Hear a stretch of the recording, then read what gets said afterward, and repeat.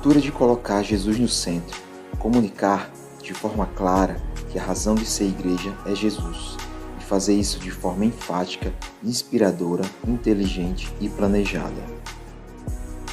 A cultura de ser uma igreja feita para pessoas imperfeitas. A palavra de Deus ensina que são os doentes que precisam de médico, não os perfeitos. A cultura de fazer com excelência. Isso significa dizer que não se faz de qualquer jeito. Fazemos o melhor ou fazemos o melhor. Não existe outra alternativa. A cultura de ver a graça de Deus em todas as coisas e para todos. Se chegamos até aqui, foi por meio dele, Jesus. Se somos o que somos, é por causa dele, Jesus. A cultura de fazer o que ninguém está fazendo para alcançar quem ninguém está alcançando. Amamos ousar, arriscar e fazer diferente.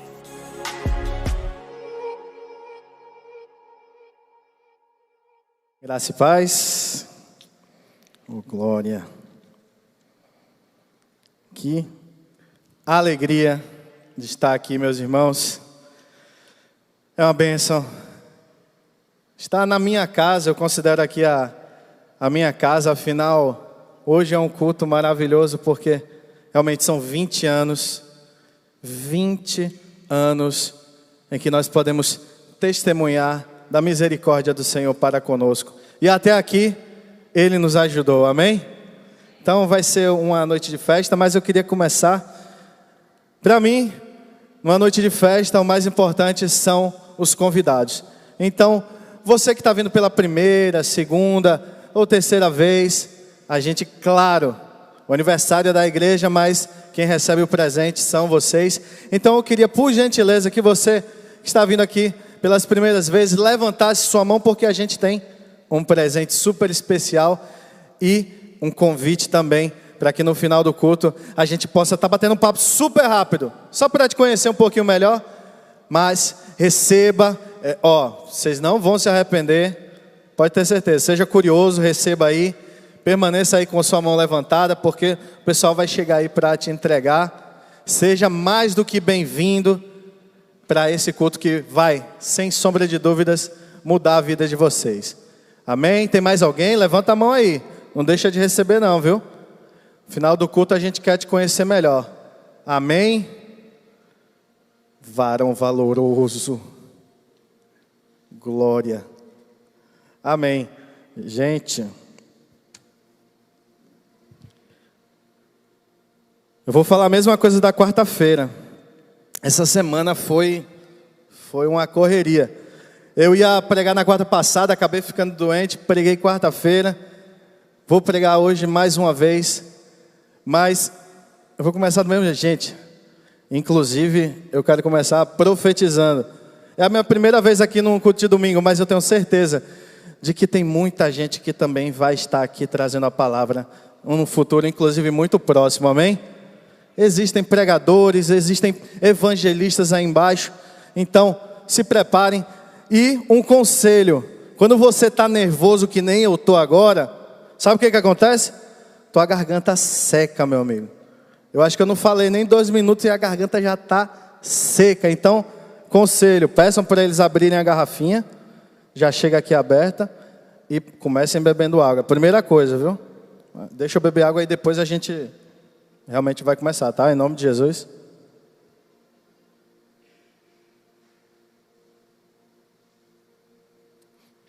Amém, eu acho que agora dá certo. Aleluia. Tá me ouvindo bem aí? Pelo amor de Deus. Vocês estão me ouvindo bem? A gente está acostumado aqui a louvar, a trazer um culto ao Senhor através de música, né? Através de canções. Mas hoje a estratégia é diferente. Hoje a gente quer trazer um assunto que é extremamente necessário. A gente quer falar de uma geração que normalmente ela é taxada, ela é considerada por muitos como aquela que vai fazer do nosso futuro algo melhor. Aquela que vai fazer a sociedade algo melhor lá na frente. Daquela que vai transformar e vai melhorar o nível da igreja quando crescer. Sempre taxamos as crianças e os jovens como a geração do futuro.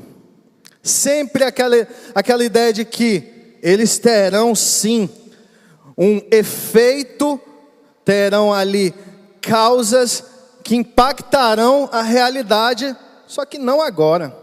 A gente pensa neles, poxa, eles têm sim uma capacidade que está ali dentro e ela vai ser aflorada, mas não agora. Sabe o que isso causa? Infelizmente, quando a gente pensa que os jovens, as crianças, os adolescentes, eles são a geração do futuro, sabe o que acontece? Eles acabam sendo negligenciados no presente.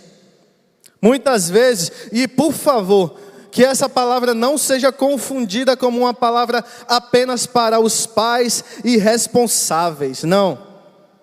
Nós estamos aqui falando sobre pastorear a geração do presente, e essa é uma responsabilidade de todos, da igreja como um todo. Você não precisa ser pai, você não precisa ser o responsável, o avô que precisa cuidar daquela criança, daquele adolescente. Você não precisa ser aquele que acaba arcando financeiramente pela educação, pelos princípios. Não, o pastorear a geração que eu considero, e ela é a geração do presente, é uma responsabilidade de cada um que está aqui nesse lugar, amém?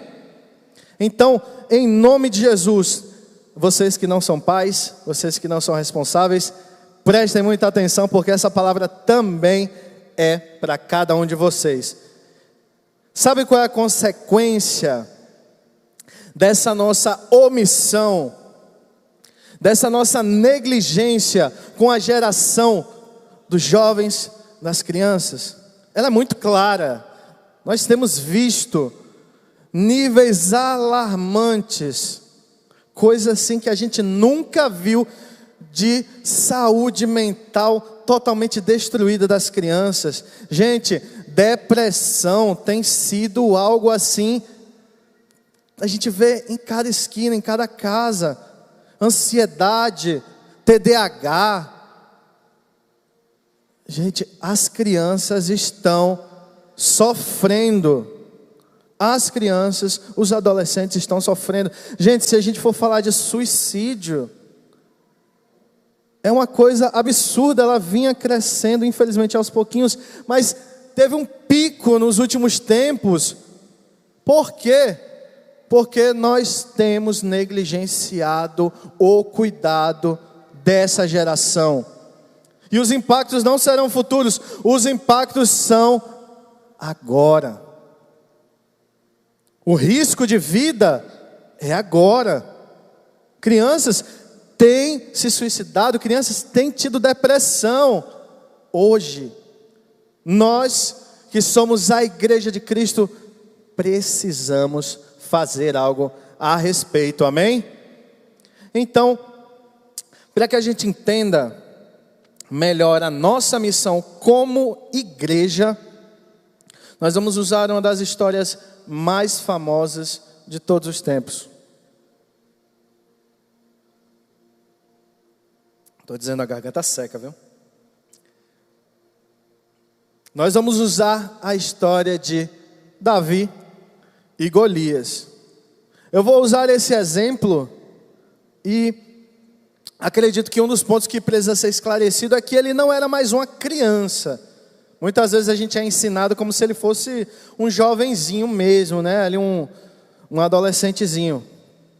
Mas na verdade ele já estava ali na faixa de uns 20 anos nessa época. Porém, ele ainda não era um homem, um guerreiro ainda experiente realmente. Então, vai caber aqui perfeitamente na nossa explanação.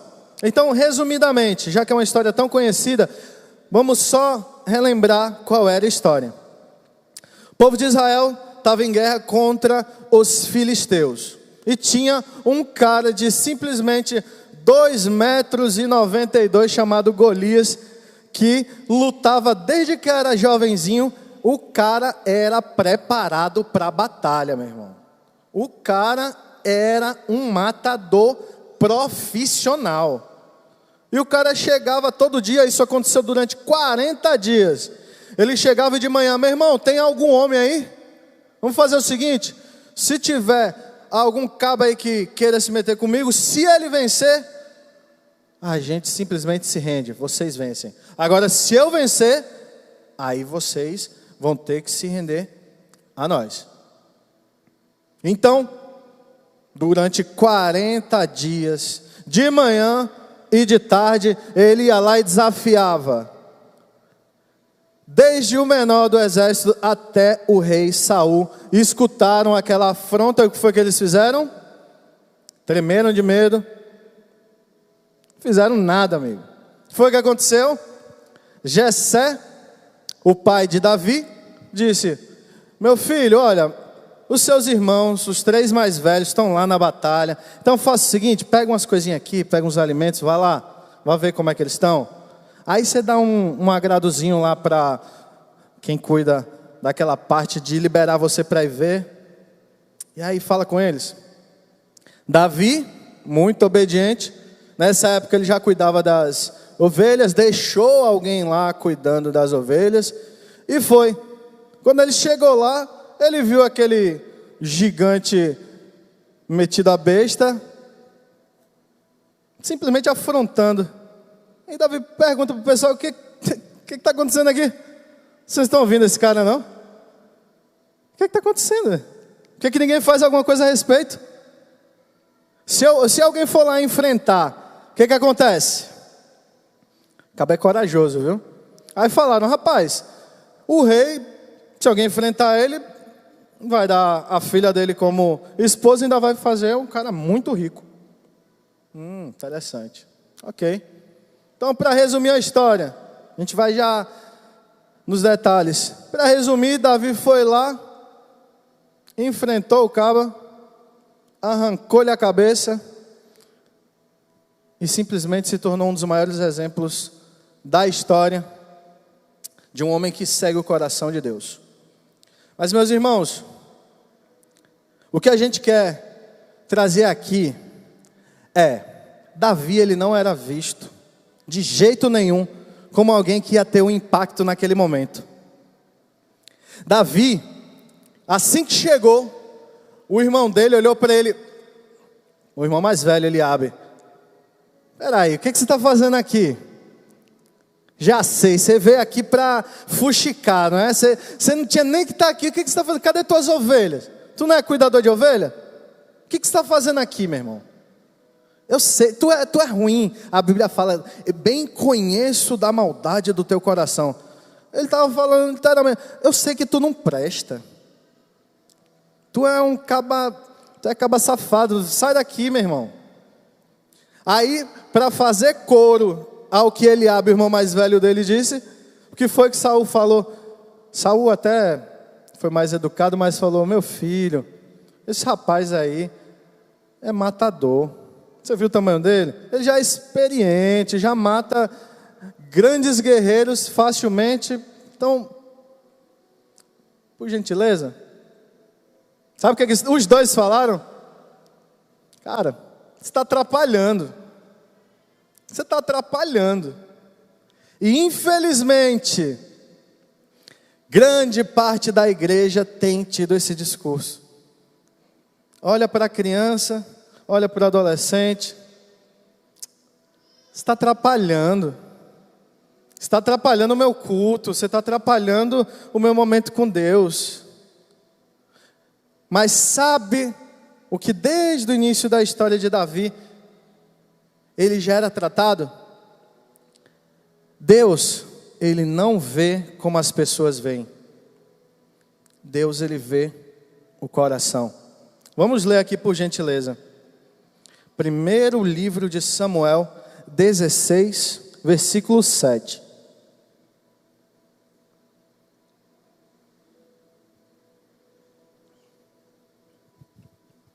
Primeiro livro de Samuel, capítulo 16, versículo 7, diz: porém, o Senhor disse a Samuel, o profeta: não atentes para a sua aparência, nem para a sua altura, porque o rejeitei.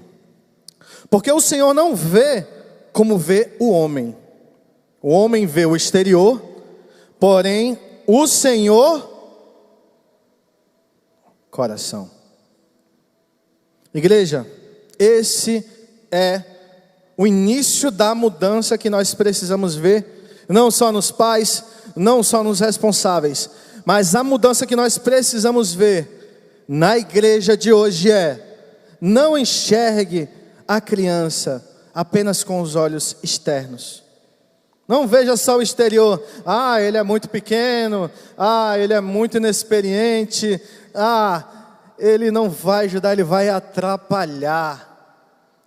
Igreja, enquanto nós estivermos nesse discurso, grandes profetas, grandes reis, grandes líderes do mercado estarão sendo apagados.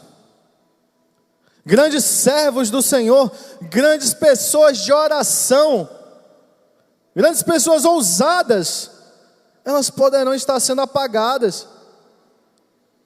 Nós não podemos ser parte dessa massa, que infelizmente grande parte da igreja está inserida, que diz que as crianças não são atuantes nos nossos dias. Davi, nessa época, ele tinha 12 anos quando foi ungido rei. Ele não tinha experiência nenhuma em governança, em administração, em finanças, não. Mas Deus, com 12 anos de idade, já viu: esse é o meu escolhido.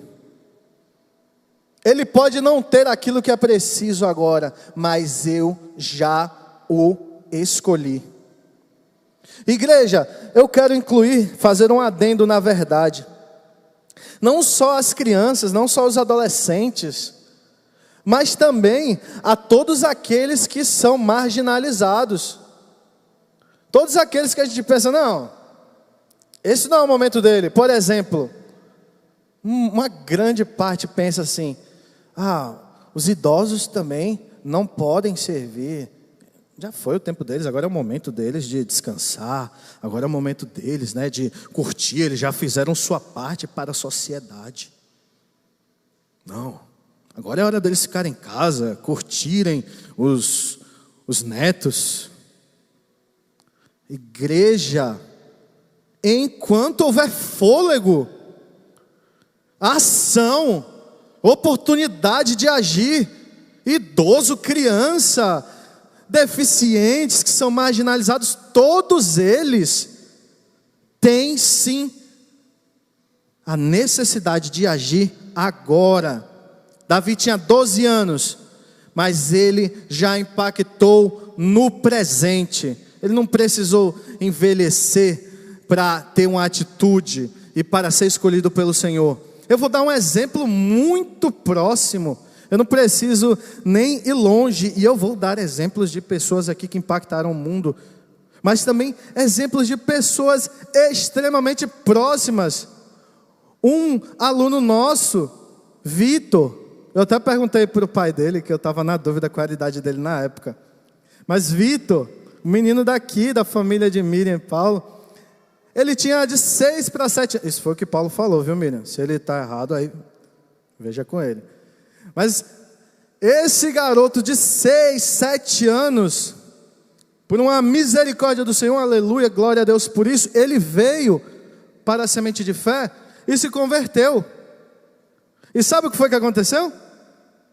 O Espírito Santo, através da vida de uma criança de 6 anos de idade, evangelizou toda a sua casa, e hoje está aqui Miriam, está aqui Paulo, está aqui seu irmão, servindo ao Senhor. Um evangelista de 6 anos de idade em Parnamirim, no Rio Grande do Norte, no Brasil. É a geração do presente. E muitas vezes até você, que está aí no auge dos seus 20 e tantos anos, 30, 40 anos, se coloca num lugar em que diz: não sei se é o tempo. O tempo é agora, o dia é hoje. Se crianças podem fazer, que dirá você? Um exemplo, e gente, eu fui pesquisar crianças que impactaram desde a sua infância mesmo. Tem cada exemplo, depois procurem, porque é incrível, todas as áreas tiveram crianças que revolucionaram.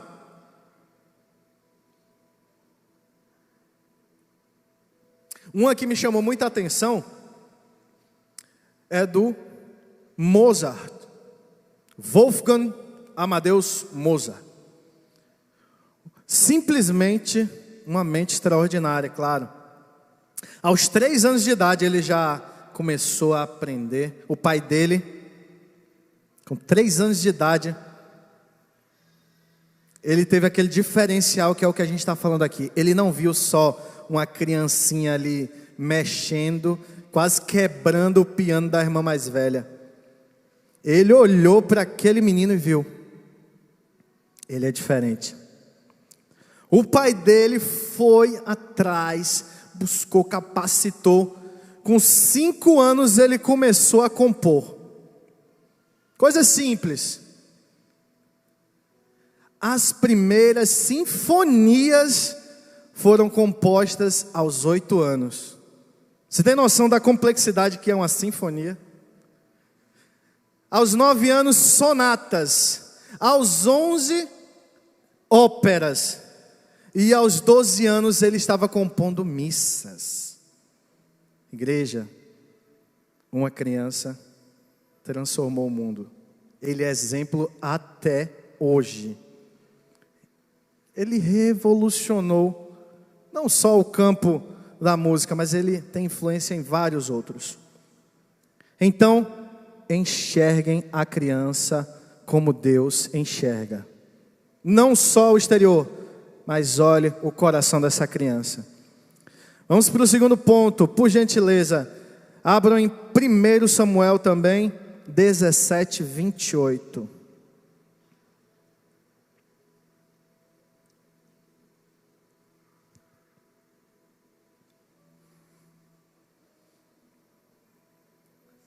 Primeiro livro de Samuel 17, 28 diz: ouvindo Eliabe, seu irmão mais velho, falar àqueles homens, acendeu-se-lhe a ira contra Davi e disse: por que desceste aqui? E a quem deixaste aquelas poucas ovelhas no deserto? Bem conheço a tua presunção e a tua maldade. Desceste apenas para ver a peleja.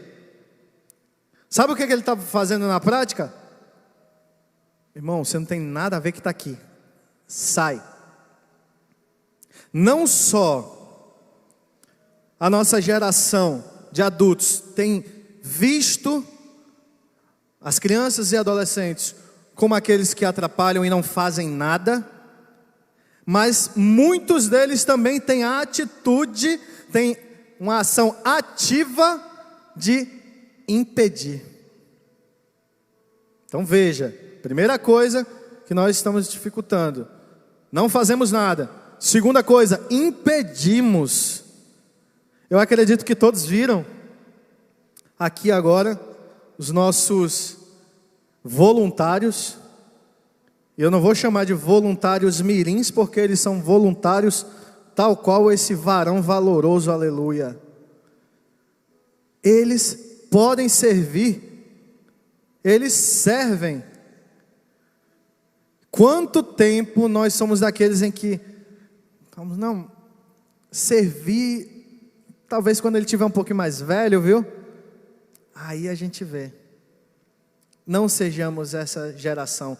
Olha o que Jesus nos diz em Mateus 19, 13 e 14. Extremamente conhecido isso. Mateus 19, 13 e 14 diz: trouxeram-lhe então algumas crianças para que lhes impusesse as mãos e orasse. Mas os discípulos os repreendiam. Jesus, porém, disse: deixai os pequeninos, não os embaraceis de vir a mim, porque dos tais é o reino dos céus. A gente acha muito absurdo, né?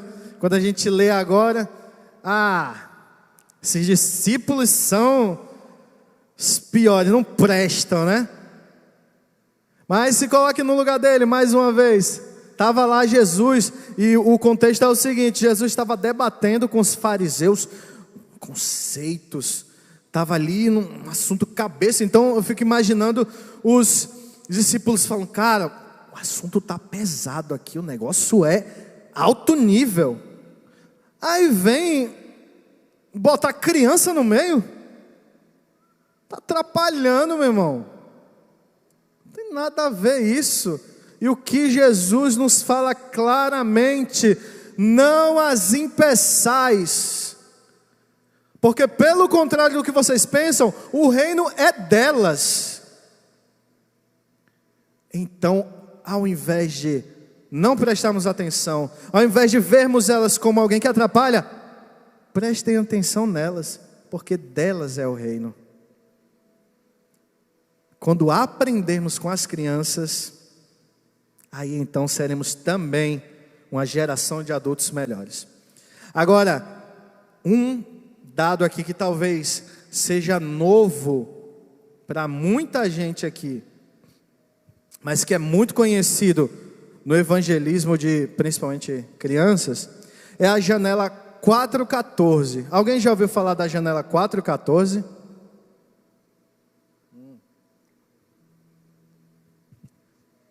Então acredito que isso daqui vai abrir muito a visão de vocês. A janela 4,14 é um estudo amplamente divulgado sobre inclusive várias gerações já. É um estudo que tem se mostrado muito preciso, em que diz: 86% das conversões ocorrem na faixa de 4 a 14 anos. Prestem atenção nesse número. De 100% dos convertidos, 86% se converteram quando tinham de 4 a 14 anos. Igreja, 10% apenas acontecem de 15 a 30 anos e 4% só de pessoas que já tinham a partir dos 30 anos. Igreja, não há tempo melhor do que investir no coração das crianças e dos nossos adolescentes. Não há tempo a perder. Não há. Quanto mais nós perdemos tempo, muito mais improvável é de elas estarem entregando seus corações a Deus. Isso é muito claro de vermos. Nós investimos, fazemos várias coisas, investimentos para os adultos, e amém por isso. Mas onde está o seu investimento nas crianças? Nos filhos, naqueles que você conhece, nos vizinhos? A responsabilidade é sua também, meu irmão. Não ache que porque não é meu filho, eu não tenho nada a ver com isso. É sua responsabilidade. Seja seu sobrinho, alguém que você conhece, o seu amigo. Em nome de Jesus, saia dessa desculpa. Pais, eu não preciso falar claramente que vocês são os responsáveis e irresponsáveis também. Vocês precisam, óbvio. Mas o que eu quero, acima de tudo, é abrir os olhos para a igreja como um todo. Percebam que a responsabilidade está em vocês e que o tempo é agora. Quanto mais passa, mais difícil se tornará. Um exemplo de outra criança que tem impactado gigante o nosso mundo é uma paquistanesa chamada Malala Yousafzai. Ela, no Paquistão, tem um regime talibã como aquele que governa o local. E o Talibã, ele não autoriza as mulheres e as crianças também do sexo feminino a se educarem. E ela nunca concordou com isso. Ela sempre batalhou, sempre buscou. Com 11 anos, ela fez um blog na internet, com pseudônimo, claro, para mostrar para o mundo o que acontecia ali no Paquistão. Da batalha dela para se educar. Só que, claro, o Talibã, ele conseguiu descobrir quem era ela. E quando ela tinha de uns 12 para 13 anos, eles, enquanto ela estava no ônibus, atacaram ela. Enfiaram uma bala na cabeça dela, no pescoço dela. Ela conseguiu sobreviver pela misericórdia do Senhor. E isso, na verdade, ela foi transferida para a Inglaterra, ela foi curada, hoje ela está super bem de saúde. E isso fez com que ela se tornasse alguém ferrenho pelo direito das mulheres e das crianças do sexo feminino a se educarem. Hoje a fundação dela mantém um estudo de mais de 130 milhões de crianças. E isso tudo porque ela começou aos 11 anos um blog. A gente não está aqui falando de um prodígio como Mozart, que é uma mente estudada até hoje. A gente está falando de uma criança super comum. Pequenas coisas podem e devem transformar o mundo. Então, em nome de Jesus, não percamos tempo.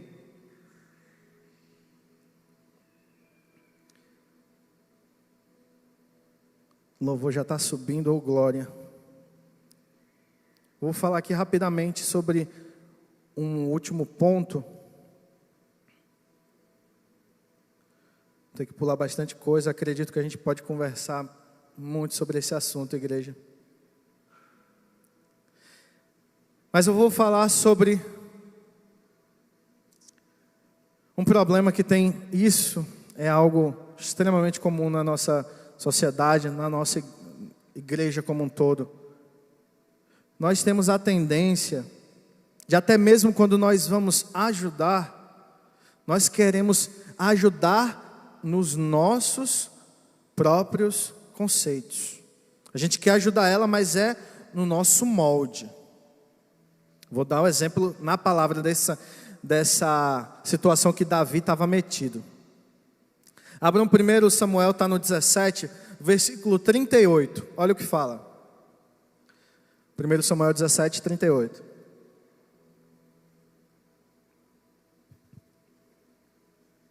Fala assim: Saul vestiu a Davi da sua armadura.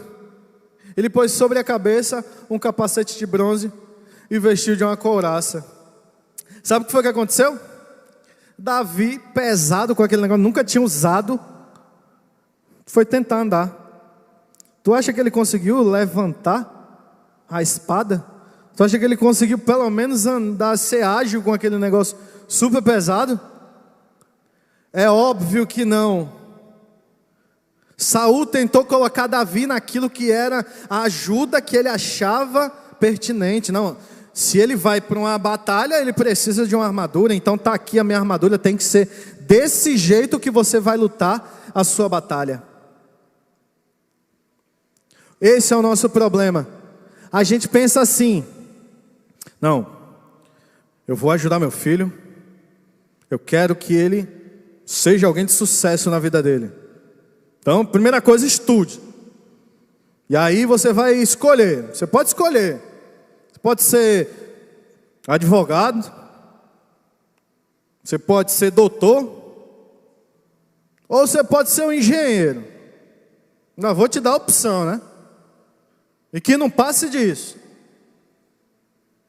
E às vezes a criança tem um talento incrível nas artes, a criança tem um talento incrível no trato com as crianças, às vezes ela tem outras ideias, empreendedorismos, às vezes a criança é política nata e não é colocado para lutar suas batalhas.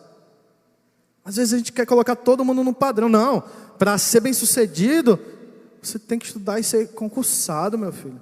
Ou então, não, filho, vida boa é vida de militar. Seja militar, que aí depois que você resolver as suas finanças, aí sim, aí você vê como é que você vai servir a Deus. E às vezes o chamado do Senhor não tem nada a ver com ser doutor, não tem nada a ver com ser médico, não tem nada a ver com advocacia, com direito. Olha o que a palavra diz. Em Salmo 127, como flechas na mão do guerreiro, assim os filhos da mocidade. Sabe o que isso significa, igreja? Que uma flecha, ela vai alcançar lugares que o guerreiro aqui jamais alcançaria. Ele com a espada dele, ele chega até aqui. A visão dele é até aqui, mas a flecha vai chegar bem distante. Ele vai conseguir chegar em lugares inimagináveis pelo guerreiro. Igreja, você não precisa limitar o potencial da geração de hoje. O que vocês precisam é simplesmente direcioná-los, cuidar dos seus corações, ensiná-los os princípios da palavra. E aí sim, qual é o nosso alvo? É Cristo. Coloque ele na direção do alvo. Agora, aonde ele vai chegar, não é responsabilidade sua. Em nome de Jesus, em nome de Jesus. É lógico que nós podemos sonhar coisas para os nossos filhos, para os nossos sobrinhos, para os nossos vizinhos, para os nossos amigos.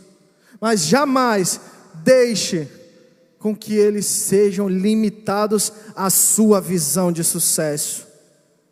Porque os planos de Deus, os sonhos de Deus, são muito, infinitamente maiores do que os seus. Você ama seu filho, você ama o seu sobrinho, você ama o seu neto. Mas deixa eu te dizer uma coisa, Deus ama infinitamente mais do que você. Então que em nome de Jesus, essa igreja esteja apaixonada pelos filhos, esteja apaixonada pelos seus responsáveis, mas, acima de tudo, estejam responsáveis pela vontade de Deus ser colocada no coração delas. E para a gente finalizar, vamos ler Provérbios 22, 6. Um dos versículos mais, talvez mal interpretados, quando se trata de cuidado, de pastoreio de crianças.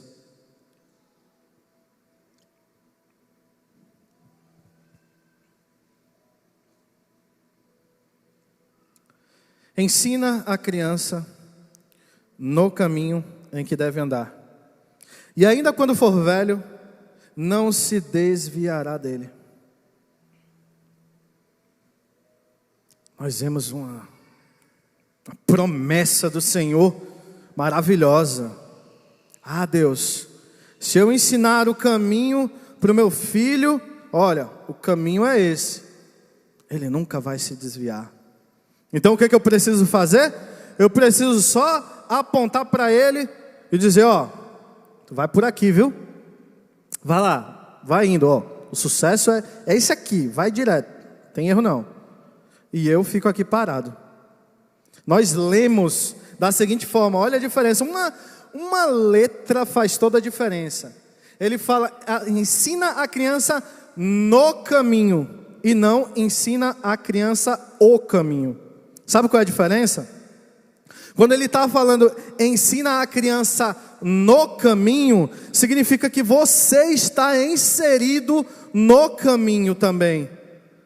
Você está acompanhando ela naquela caminhada. Você não está apenas apontando a direção, mas você está indo na mesma direção que ela.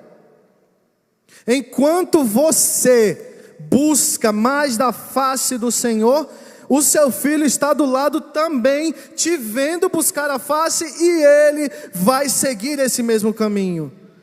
Porque você está no caminho. Um exemplo mais prático disso, mais simples, é o do pastor. Um pastor de ovelhas, ele não consegue, é impossível ele cuidar de ovelhas distante.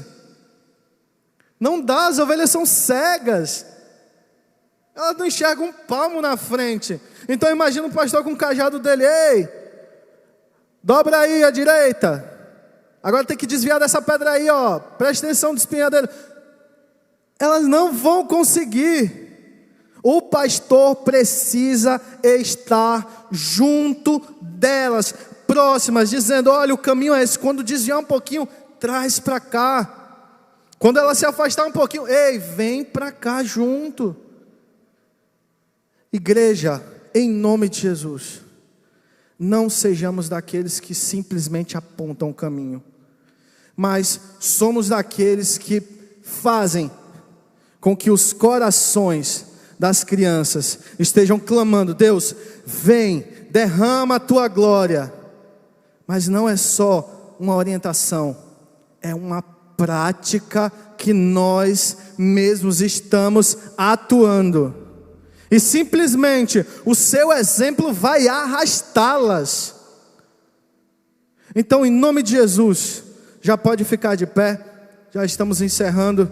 O nosso desejo é que nós, os pastores da geração, não do futuro, mas a geração do presente, esteja falando: Deus, vem, derrama a tua glória. Mas eu quero não só que essa geração tenha um impacto no futuro, mas que ela tenha um impacto hoje, caminhando esse caminho junto comigo, juntos.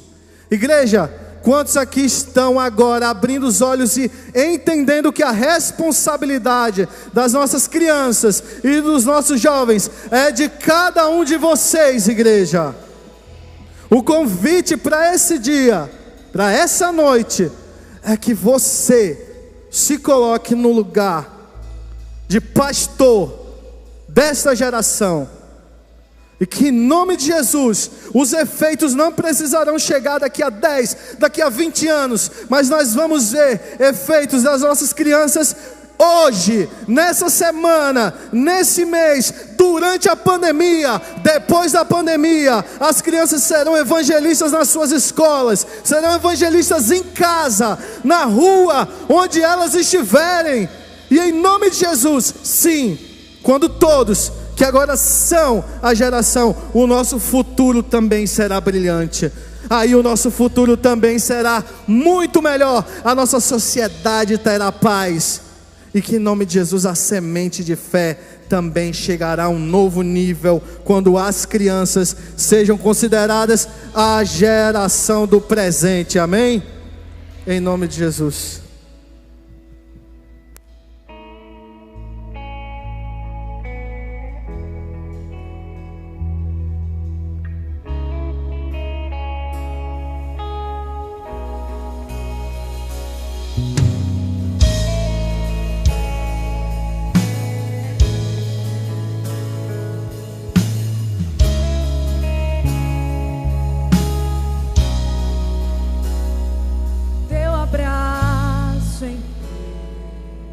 dor me alcançou.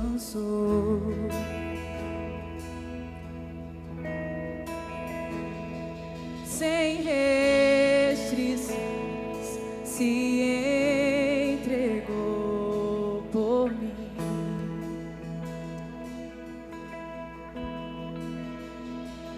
Pois quando eu te vejo, não há mais o que dizer, pois não há outro que me conhece igual a ti.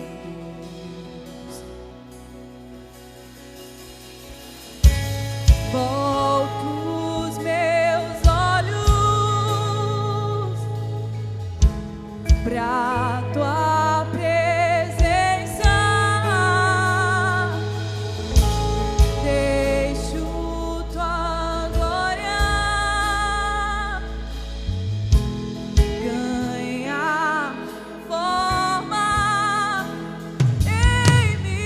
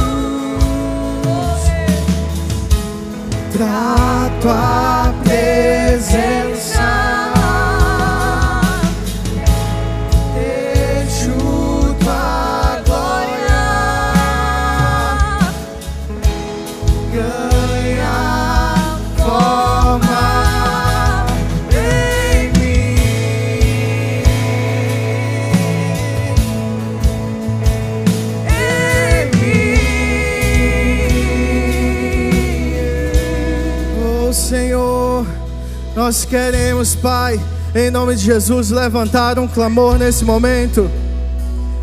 Que o Senhor venha derramar a Tua glória nas nossas crianças, nos nossos adolescentes, Senhor. Deixa a Tua glória tomar forma. Faz como Tu quiseres, Senhor. Faz como Tu quiseres. Se for para acontecer em Parnamirim ou nas nações, eles impactarão não só o futuro, mas agora, mas o hoje. Vem, vem, vem e derrama. Diga vem, vem, derrama Tua glória. Queremos ver Tua face. Nós queremos ver Tua face. e vem, derrama a Tua glória. Queremos mais de Ti. Vem sobre todos, Queremos mais sobre a nossa nação. Tua glória. Queremos, queremos ser, queremos ser. Oh, vem, derrama Tua glória. Queremos mais de Ti.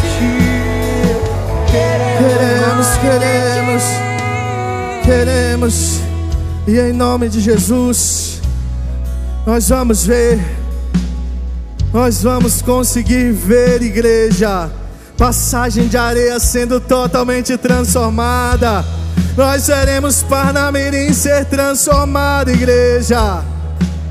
A semente de fé não será mais a mesma, porque as crianças estarão nos ensinando, estarão nos transformando.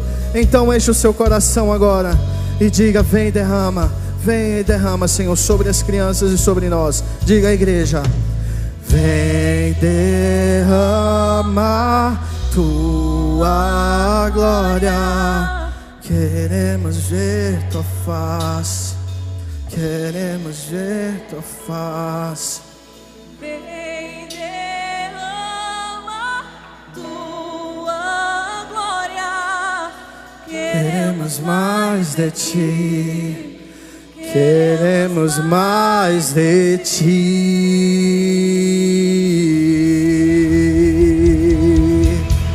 Aleluia.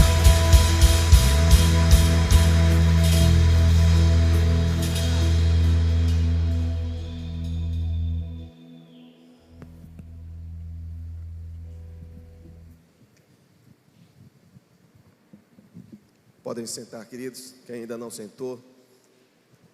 Hoje foi o dia do CIDES. Nós abrimos cultos em relação aos casais, 2 em 1, pastor Júnior pregou, excelente trabalho. Depois Alisson fez o culto relativo ao Inside, aos jovens, e também foi excelente hoje. Parabéns, George e Cíntia, vocês também fizeram algo assim de excelência. Muito bem, realmente foi excelente o culto, a palavra foi realmente maravilhosa.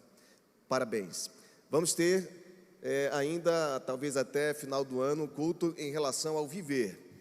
Os nossos idosos estão assim vibrantes, vibrando com aquilo que está sendo feito.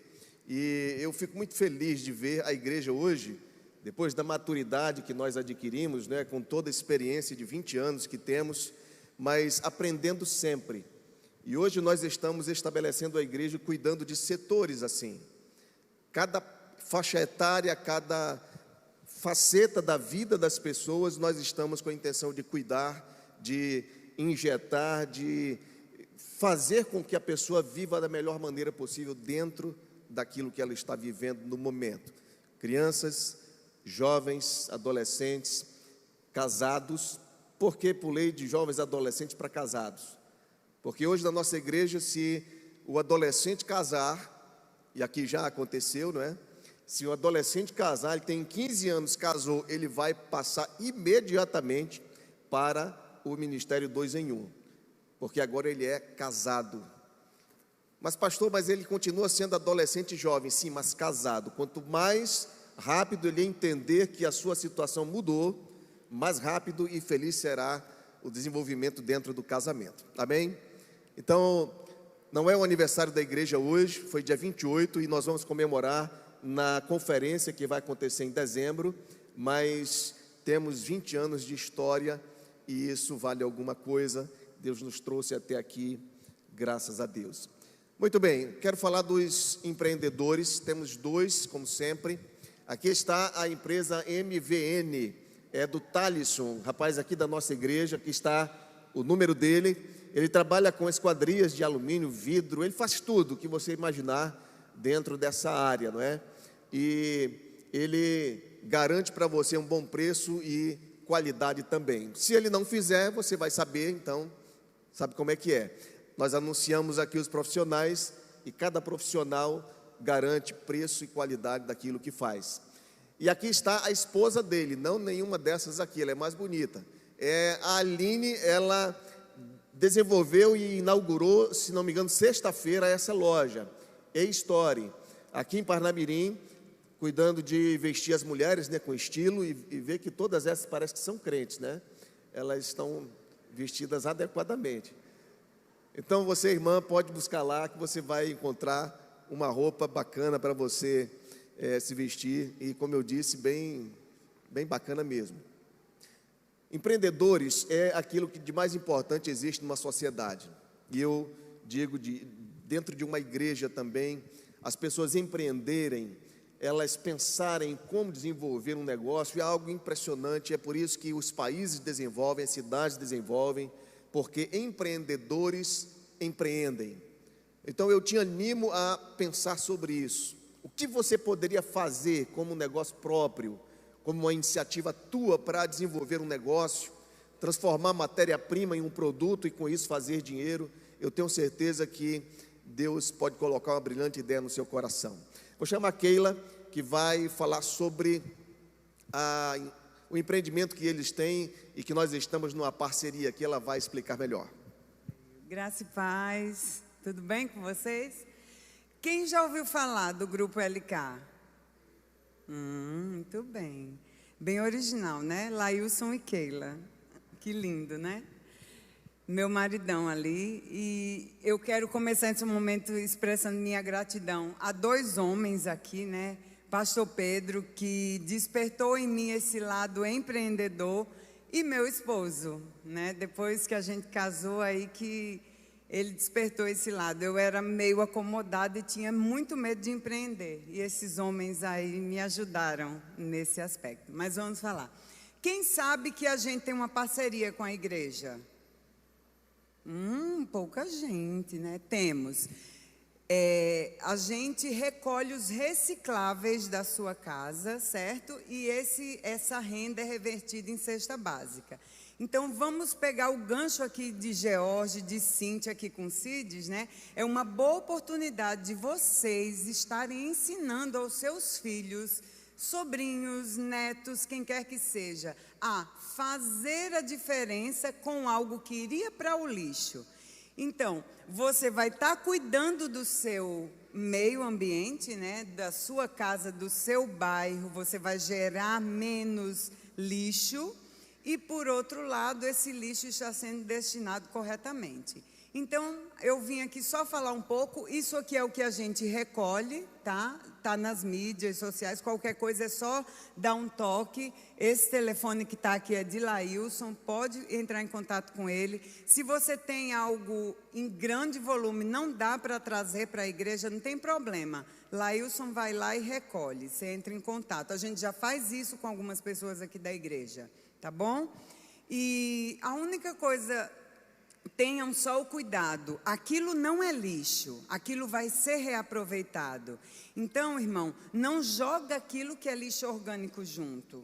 Tá bom? Só isso. Na tua própria casa você pode mudar a dinâmica. Senta com todo mundo e diz, ó, esse balde aqui é só reciclável, ninguém joga lixo comum. Então já é automático, você vai usando as coisas, joga lá, sem misturar o orgânico, tá bom? Que às vezes, de vez em quando, passa lá um orgânico, aí fica um mau cheiro, isso não é legal. Tá bom? Qualquer dúvida, entre em contato com a gente, que a gente fala. O que pode, o que não pode. Tá bom? Alguma dúvida? Obrigada. Tchau, gente. Façam uma excepcional semana. Muito bem. Mais um empreendimento de sucesso aqui da igreja. Fique de pé, vamos orar. Eu quero animar você, essa semana está cheia de atividades, né? Dia 2, terça-feira, vai ser a confraternização dos voluntários. Se você não é um voluntário, lamento, você não vai, mas pode ir. É só você chegar lá e dizer, eu desejo servir em algum ministério e gostaria de iniciar fazendo parte da confraternização, já é o primeiro passo, ok? E temos quarta-feira, lembrando mais uma vez, ao invés do culto normal, a peça do Jeová Nissi estará aqui. É um pessoal assim, nível acima de qualquer peça teatral que você pode ter visto na sua vida. Eu lhe animo a vir e trazer um convidado, vai ser tremendo, ok?